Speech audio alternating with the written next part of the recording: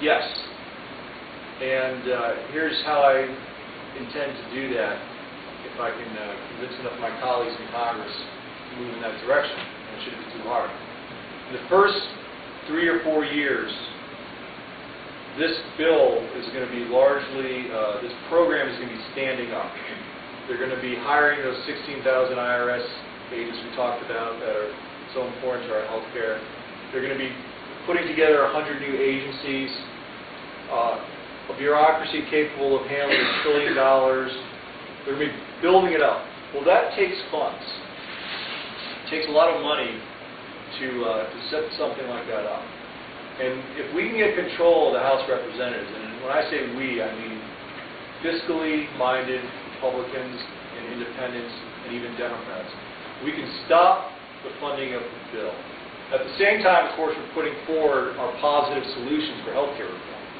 Because we always have to have positive alternatives that we're serious about and sincere about making into law. But at some point, it will be possible to repeal it if we're successful in defunding the implementation of it. Because once that thing gets implemented, it'll be nearly impossible to get rid of. What did Ronald Reagan say about the government program? It's the closest thing to eternal life on earth. If that thing comes into place by 2013, even with a Republican in the White House, it may be too difficult to get rid of it politically for some people. So I'd say let's stop this thing before it can get to that maturity. Let's defund the implementation section of it, but at the same time, make darn sure that we're putting forward positive alternatives that can pass into law. We do need health care reforms. We need them badly because if we don't get them, we're not going to be able to afford health care for much longer. So it's a very important issue, yes. In fact, we just sent my third op-ed on the subject to the newspapers today. I'm going to be very vocal about it. And Chris Murphy, who sat on the subcommittee, the healthcare subcommittee, where this bill initially went through, and who called its passage in the House of Representatives electric when it went into law, has a lot of answering to the people in the 5th District. He's got a lot of explaining to do, and we're going to hold him accountable. As a follow-up to that, from a former candidate to a present candidate, you are a Republican in a blue state. Connecticut specifically is damn near the insurance capital of the planet. And all of the health insurance companies are going to be hiring in order to handle all of the increased workload of this legislation. You as a candidate in a room full of voters who may be getting new jobs because of this health care bill, how are you going to tell them that it will be good for them for you to repeal this legislation and cost them their new jobs? In the long run, and I don't even mean the long run here, 2 or 3 years out, this bill is going to be as destructive to the insurance community as anything else. They will not be spared from the effects of this bill, which is going to be economic stagnation and essentially an inability to pay these medical bills. The insurance companies right now are only making 1 or 2%, 1 to 2% profit on managing this system. But what's going to happen when the government decides it can't afford the system that it put into place?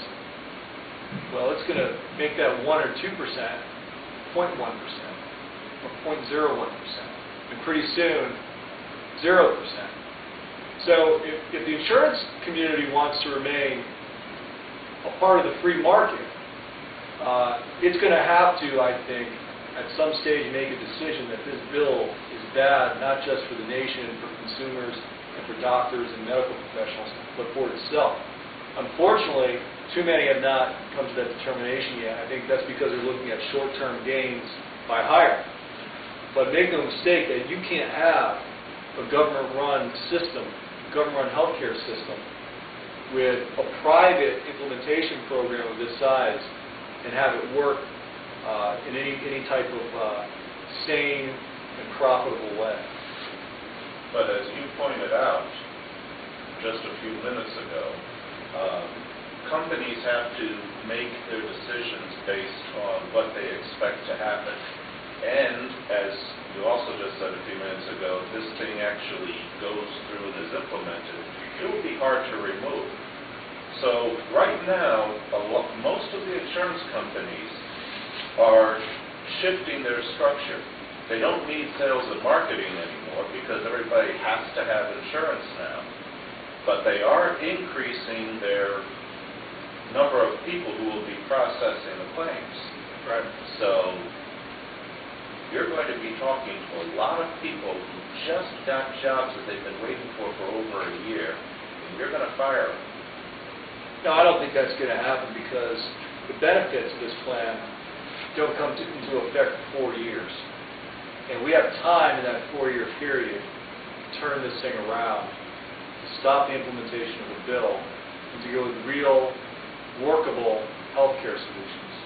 Now that's their bill. Their bill is only looks like it's profitable or deficit neutral because they have 10 years of taxation with 6 years of benefits.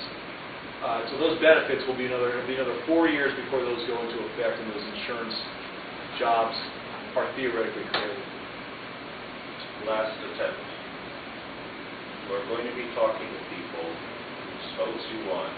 How will you convince them that repealing this and losing those jobs will be good for them? Because a good job over 30 years is a much better option than a good job for 1 or 2 years before the system collapses. Thank you. On immigration, how do you think the federal government should handle the immigration of illegal immigration? We already have the laws we need on the books.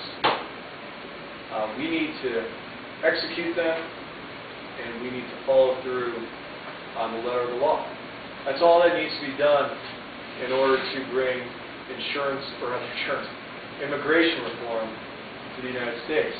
We also need to, of course, protect our borders, make sure they're not porous. But everything we need to do is right before us. We have a Congress, though, in the White House that doesn't want to execute these laws. Congress looks the other way. In the White House, Republican and Democrat have ignored the problems of illegal immigration. And that's because I think they don't have their heart in it. They don't want to actually enforce the law. They want to pick and choose which laws to enforce. All right, Justin, what role do you feel the federal government should play in education? Well, could they get themselves out of the way a little bit so that the states and the locals could take care of education? I believe education is largely a local issue. It needs to return to that. The federal government's taking plenty of money from the states and the towns in the name of education. Very little of it comes back. I don't believe the No Child Left Behind program is the way to go. We need to let the locals, municipalities handle education. We've got a tremendous tradition of education in the state, in this region. And frankly, I think we endanger it when we get the federal government involved. There may be problem spots around the country where the federal government can lend a hand, but I think in general this needs to be a local issue, and I'll end it there.